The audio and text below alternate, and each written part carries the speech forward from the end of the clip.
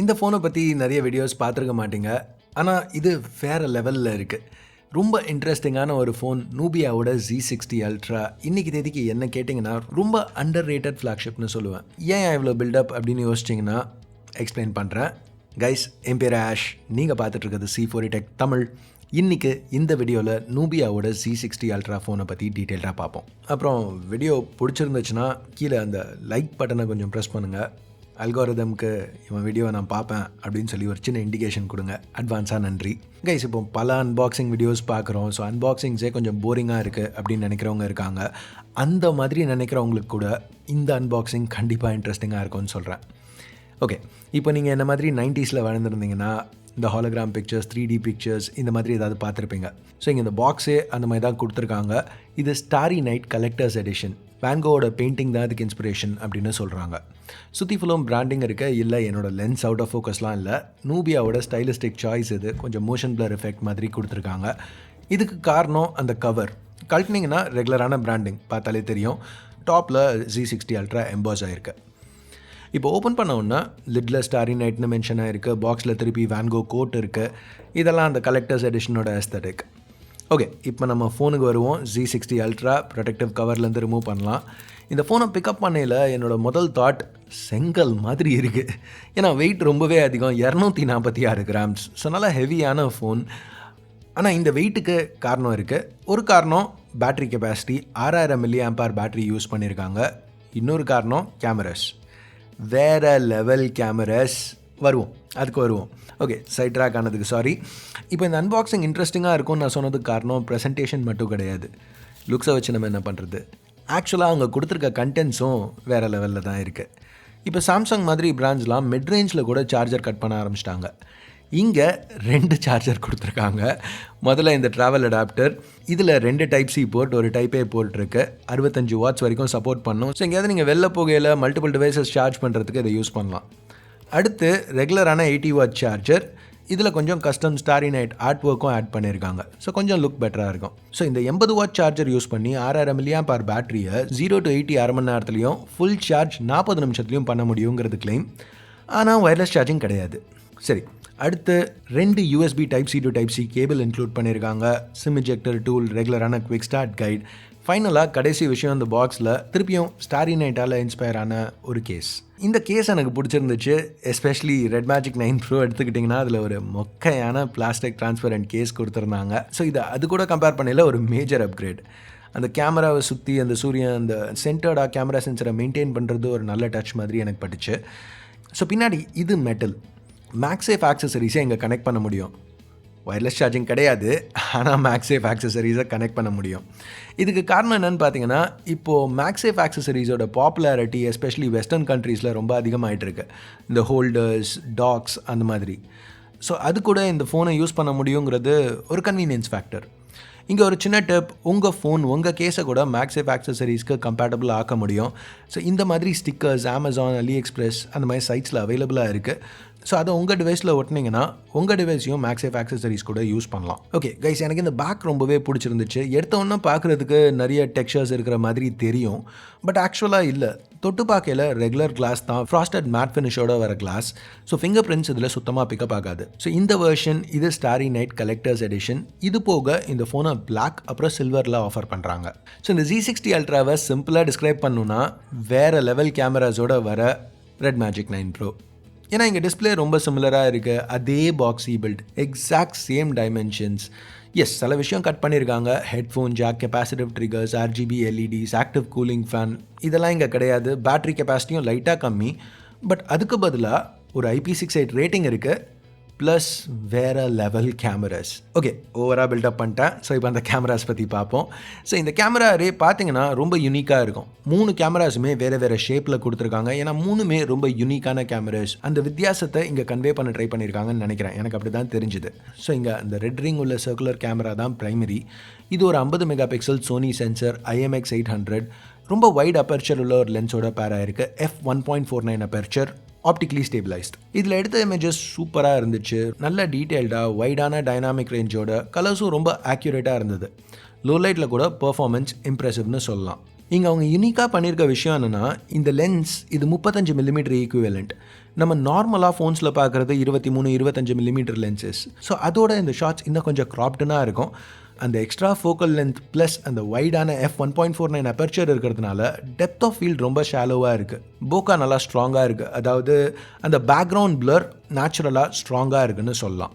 சரி, அதெல்லாம் ஓகே. எனக்கு 23-25 மில்லிமீட்டரில் ஷூட் பண்ணி பழகிருச்சு, எனக்கு அந்த மாதிரி ஷார்ட் தான் எடுக்கணும் அப்படின்னு யோசிச்சிங்கன்னா கரெக்டு. ஏன்னா எல்லா ஃபோன்ஸ்லேயும் அந்த மாதிரி லென்ஸ் தான் இருக்குது. ஸோ நம்மளுக்கு பழகிருக்கலாம். அதுக்கும் இங்கே ஆப்ஷன் கொடுத்துருக்காங்க.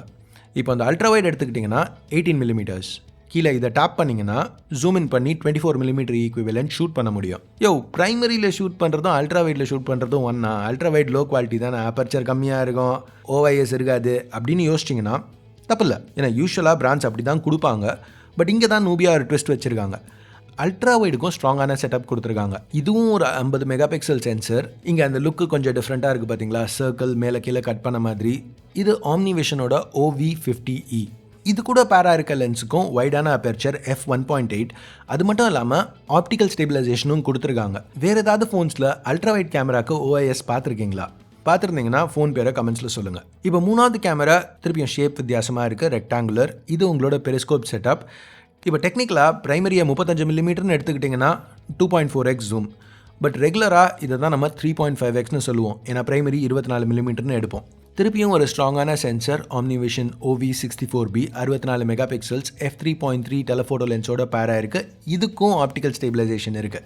ஸோ 3 சென்சருக்குமே ஆப்டிக்கலி ஸ்டேபிளைஸ்ட் லென்சஸ் யூஸ் பண்ணியிருக்காங்க. இங்கே நீங்கள் நோட் பண்ண வேண்டிய ஒரு விஷயம், ப்ரைமரியில் மட்டும்தான் 8K 30 ஷூட் பண்ண முடியும். பட் 3 சென்சராலையுமே 4K 60 ஷூட் பண்ண முடியும். ஆக்சுவலாக 4K 120 ஷூட் பண்ண முடியும். சரி, இப்போ நான் உங்களுக்கு இந்த மூணுத்தையும் வச்சு எடுத்த ஒரு ஷார்ட் கிளிப் காமிக்கிறேன், நீங்களே பாருங்கள்.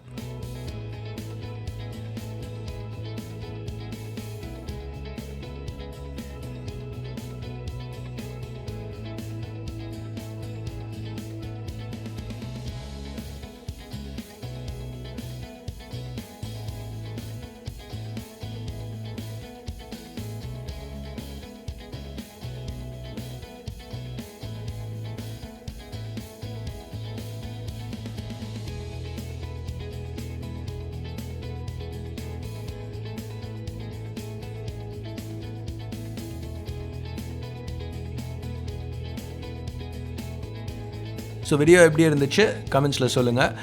ஓகே கைஸ், இங்கே எல்லாமே பாசிட்டிவ்ஸ்னு சொல்ல முடியாது. கேமராஸில் ஒரு நெகட்டிவ் இருக்குது, செல்ஃபி கேமரா. நூபியா இங்கேயும் ஒரு under display selfie game use பண்ணியிருக்காங்க. சைனீஸ் யூனிட்டில் 16 மெகா பிக்சல்ஸ், குளோபல் யூனிட்டில் 12 மெகா பிக்சல்ஸ். இந்த கேமரா செட்டப்லேயே இதுதான் வீக்கஸ்ட் லிங்க்னு சொல்லலாம். பெர்ஃபார்மன்ஸ் ஓகே இல்லைன்னு சொல்ல, பட் ஒரு மிட் ரேஞ்ச் ஃபோனில் உள்ள ஹோல் பஞ்ச் செல்ஃபி கேமரா இதோட பெட்டராக பெர்ஃபார்ம் பண்ணும். இங்கே நூபியா கார்னர்ஸ் கட் பண்ணியிருக்காங்கன்னு இல்லை, அண்டர் டிஸ்பிளே டெக்னாலஜி அந்த லெவலுக்கு இன்னும் வரல. சரி, அடுத்து சாஃப்ட்வேர்னு பார்க்கல எனக்கு நூபியா ஆஃபர் பண்ண சில கேமரா சாஃப்ட்வேர் ஃபீச்சர்ஸ் பிடிச்சிருந்துச்சு. எஸ்பெஷலி இதை எடுத்துக்கிட்டிங்கன்னா நம்மளுக்கு வேணுங்கிற 3 சென்சர்ஸ் செலக்ட் பண்ணிக்கலாம். இது நம்ம மற்ற ஃபோன்ஸ்லையும் பார்த்துருக்கோம். இங்கே 3 சென்சர்ஸை வச்சும் ஃப்ரேம் பண்ணுறதுக்கு ஒரு ஆப்ஷன் கொடுக்குறாங்க. ப்ளஸ் ஷார்ட் எடுத்ததுக்கப்புறம் கேலரியில் இது ஒரு ஃபோட்டோவாக இருக்கும், நம்ம வேணும்னா மாற்றி பார்த்துக்கலாம். நல்லா பண்ணியிருக்காங்கன்னு நினைக்கிறேன். மற்றபடி இந்த ஃபோன் iOS 14 ரன் ஆகிட்டு இருக்கு, Android 14 மேலே பில்ட் பண்ண வெர்ஷன். இது நம்ம ரெட் மேஜிக் 9 ப்ரோவில் பார்த்த ரெட் மேஜிக் OSக்கு ரொம்ப சிமிலராக இருக்குது. ஸோ இந்த சாஃப்ட்வேர் ப்ளஸ் அந்த Snapdragon 8 Gen 3 இருக்கிறதுனால ஃபோன் ரொம்ப ரெஸ்பான்சிவாக ரொம்ப ஸ்னாப்பியாக இருந்துச்சு. ஸோ இந்த யூசர் எக்ஸ்பீரியன்ஸ்க்கு இன்னொரு காரணம் அந்த 120 Hz refresh rate display. So display red magic 9 ப்ரோக்கு ரொம்ப சிமிலராக இருக்குது, பட் அந்த எக்ஸாக்ட் பேனல் கிடையாது. ஸோ சிமிலாரிட்டிஸ்னு பார்த்தா அதே சைஸ் 6.8 inches, அதே ரெசல்யூஷன் லைட்டாக ஃபுல் ஹெச்டியோட அதிகம், அதே ரெஃப்ரெஷ் ரேட் 120 Hz. மேஜரான டிஃப்ரென்ஸ் என்னென்னா பிரைட்னஸ். இங்கே HDRக்கு 1500 nits வரைக்கும் போகும், ஸோ 100 nits கம்மி. மேனுவலாக 650க்கு பதில் 600 nits, ஆட்டோ மோடில் 1100க்கு பதிலாக 820 nits. ஸோ ரெட் மேஜிக் 9 ப்ரோவில் நம்ம பார்த்த அளவு பிரைட்டான பேனல் கிடையாது, பட் ஸ்டில் அவுட்டோர் யூஸ்க்கு பிரச்சனை இல்லாத அளவுக்கு பிரைட்னஸ் இங்கேயும் இருக்குது. ஸோ இப்போ நம்ம அந்த ரெட் மேஜிக் 9 ப்ரோவில் பார்த்த அதே மாதிரி ஒரு டாகல் இங்கேயும் அவைலபிளாக இருக்குது. டிஃபால்ட்டாக இது கேமரா ஆப்பை லான்ச் பண்ணி எக்ஸிட் பண்ணோம். பர்சனலாக இந்த மாதிரி கேமரா ஃபோக்கஸ்ட் ஃபோனுக்கு நம்ம சோனி ஃபோன்ஸில் பார்க்குற மாதிரி 2-stage ஷட்டர் கீ கொடுத்துருந்தாங்கன்னா பெட்டராக இருக்கும்னு நான் நினைக்கிறேன். நீங்கள் என்ன நினைக்கிறீங்க? சோனியோட அந்த 2-stage ஷட்டர் கீ ஒரு நல்ல ஆப்ஷன் நினைக்கிறீங்களா? கமெண்ட்ஸில் சொல்லுங்கள். எனிவேஸ், இந்த ஸ்லைடருக்கும் சில அட்வான்டேஜஸ் இருக்குது. இதை பல விஷயங்கள் பண்ணுறதுக்கு மேப் பண்ணலாம். உதாரணத்துக்கு ஃப்ளாஷ் லைட் ஆன் ஆஃப் பண்ணுறதுக்கு செட் பண்ணலாம், இல்லைனா ஒரு அலர்ட் ஸ்லைடரில் மியூட் ஸ்விட்சாக யூஸ் பண்ணலாம், இல்லை அந்த ரெட் மேஜிக் 9 ப்ரோவில் நம்ம பார்த்த மாதிரியே கேம் ஸ்பேஸ் ட்ரிகர் பண்ணுறதுக்கும் இதை செட் பண்ணிக்கலாம். கேம் ஸ்பேஸ் பற்றி பேசையில் இப்போ அந்த கெப்பாசிட்டிவ் ட்ரிகர்ஸ் அந்த மாதிரி ஹார்ட்வேர் டிபெண்ட்டாக இல்லாத எல்லா கேமிங் ரிலேட்டட் ஃபீச்சர்ஸும் இங்கேயும் அவைலபிளாக இருக்குது. ஸோ ரைஸ் மோட் இல்லை பைபாஸ் சார்ஜிங் எல்லாம் இங்கேயும் கொடுத்துருக்காங்க. இப்போ கேமிங்னு வரையில் குறை சொல்லிக்கிறதுக்கு எதுவும் இல்லை. கேம்ஸ் ரொம்ப ஸ்மூத்தாக ரன் ஆச்சு. ஃபோன் கொஞ்சம் வார்ம் ஆகுது இல்லைன்னு சொல்லல. பட் மற்ற 8 Gen 3 அளவுக்கு ஈஸியாக த்ராட்டில் ஆகிறதில்ல. இன்ஃபேக்ட் ஸ்டெபிலிட்டின்னு பார்த்தீங்கன்னா நான் டெஸ்ட் பண்ண ஃபோன்ஸ்லேயே தான் நம்பர் 3.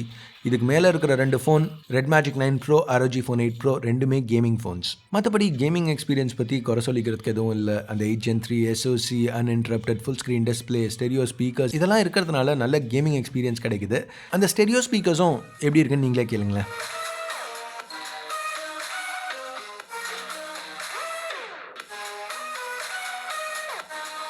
சரி, இப்போ நம்ம ப்ரைஸிங்னு பார்த்தா 4300 RMBக்கு சைனாவில் லான்ச் பண்ணியிருக்காங்க. கன்வெர்ட் பண்ணால் இந்தியன் ருபீஸ் 50,000 இல்லை $600. இந்த ஸ்டாரி நைட் கலெக்டர்ஸ் எடிஷன் இது கொஞ்சம் விலை அதிகம், 5000 RMB, கன்வெர்ட் பண்ணால் $60,000 இல்லை $700. ஸோ ப்ரைஸிங் காம்படேட்டிவாக தான் இருக்குது. பட் ப்ரைஸிங்கே விட்டுருங்களேன். ப்ரைஸிங்கை விட்டுட்டு பார்த்தா கூட இங்கே நூபியா இந்த Z60 Ultraவில் கொஞ்சம் டிஃப்ரெண்ட்டான ஒரு ஃபோன் கொடுத்துருக்காங்க. எல்லா மெயின் ஸ்ட்ரீம் மேனுஃபேக்சரர்ஸும் ஒரு சைட் போனால் இவங்க கொஞ்சம் டிஃப்ரெண்ட்டாக போக ட்ரை பண்ணுறாங்க. ஸோ கன்சியூமர்ஸ்க்கு ஒரு எக்ஸ்ட்ரா ஆப்ஷன் இருக்க மாதிரி எனக்கு படுது. இந்த ஃபோனில் பார்த்தீங்கன்னா 3 ப்ராப்பரான கேமராஸ், ஆப்டிக்கலி ஸ்டேபிளைஸ்ட் லென்சஸோட வேறு லெவல் பெர்ஃபார்மன்ஸ், நம்ம பார்த்த 8 Gen 3 ஃபோன்ஸ்லேயே நான் கேமிங் ஃபோன்ஸில் ஹையஸ்ட் பேட்டரி கெப்பாசிட்டி, ஒரு வித்தியாசமான டிசைன், IP68 ரேட்டிங், காம்படேட்டிவான ப்ரைஸ், ப்ளஸ் யூசர் எக்ஸ்பீரியன்ஸை இம்ப்ரூவ் பண்ணுறதுக்கு எல்லா இடத்துலையுமே சின்ன சின்ன டச்சஸ். ஓவரால் நான் சொன்ன மாதிரி ரொம்ப வித்தியாசமான ஒரு ஃபோன், எனக்கு ரொம்ப பிடிச்சிருந்துச்சு. இப்போ அதுக்காக இதை பர்ஃபெக்ட் ஃபோன்னு சொல்ல மாட்டேன். இம்ப்ரூவ் பண்ணுறதுக்கு ஏரியாஸ் இருக்குது. சின்ன இம்ப்ரூவ்மெண்ட்ஸ்னு பார்த்தா மேபி வயர்லெஸ் சார்ஜிங் கொடுத்துருக்கலாம். டிசைன் ரெட் மேஜிக்கு இவ்வளோ சிமிலராக இல்லாமல் கொஞ்சம் கர்வ்ஸ் இன்க்ளூட் பண்ணியிருந்தாங்கன்னா என்ன கேட்டிங்கன்னா பெட்டராக இருந்திருக்கும். எர்கனாமிக்ஸ் இன்னும் இம்ப்ரூவ் ஆகிருக்கும். மெயின் சேஞ்ச் என்ன கேட்டிங்கன்னா அந்த அண்டர் டிஸ்பிளே செல்ஃபி கேமராவுக்கு பதில் ஹோல் பஞ்ச் கொடுத்துருக்கலாம். புரியுது, அந்த அன்இன்டரப்டட் ஸ்க்ரீன், அந்த வாவ் ஃபேக்டர் கிடைக்காத ஹோல் பஞ்சோட. எஸ், பட் அதே சமயத்தில் இந்த அளவுக்கு கேமரா ஃபோக்கஸ்டாக பின்னாடி 3 ப்ரைமரி கேமரா கொடுக்குற அளவுக்கு கேமரா ஃபோக்கஸ்டாக இருக்கிற ஒரு ஃபோனில் செல்ஃபீஸ் பெருசாக சொல்லிக்கிற மாதிரி இல்லை அப்படிங்கிறது எனக்கு ஒரு நெகட்டிவாக தெரிஞ்சுது. ஸோ நீங்கள் என்ன நினைக்கிறீங்க? செல்ஃபி கேமரா பற்றி மட்டும் இல்லை, இந்த நூபியா Z60 Ultra ஃபோனை பற்றி என்ன நினைக்கிறீங்க கீழே கமெண்ட்ஸில் சொல்லுங்கள். ஸோ எனிவேஸ், வீடியோ பார்த்ததுக்கு நன்றி. Have a nice day. Bye.